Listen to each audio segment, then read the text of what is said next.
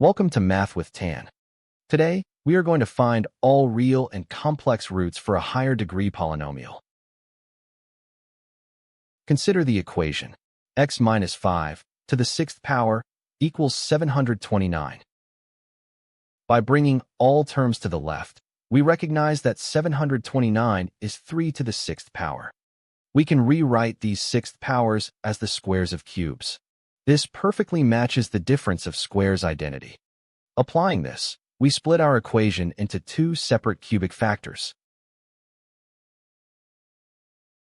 By the zero product property, we evaluate the first case. This is a difference of two cubes. We expand it using the standard algebraic identity. After combining like terms, it simplifies into a linear factor and a quadratic factor. The linear factor immediately gives us our first real root, x equals 8. The quadratic equation cannot be factored easily. By applying the quadratic formula, we find a negative discriminant. This results in two complex conjugate roots.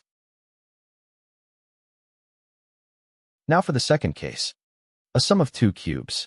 We apply the corresponding identity to expand it, and simplify the quadratic terms just like before. Here, the linear factor gives us our second real root, x equals 2. We solve the remaining quadratic equation.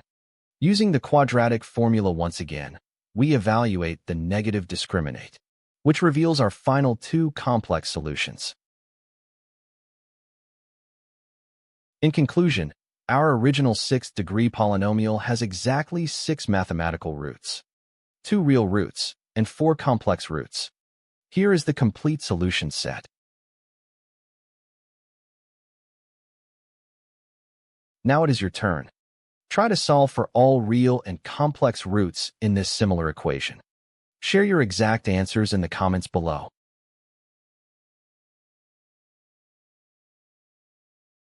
Thank you for watching this visual journey. Please subscribe to support the channel. See you next time.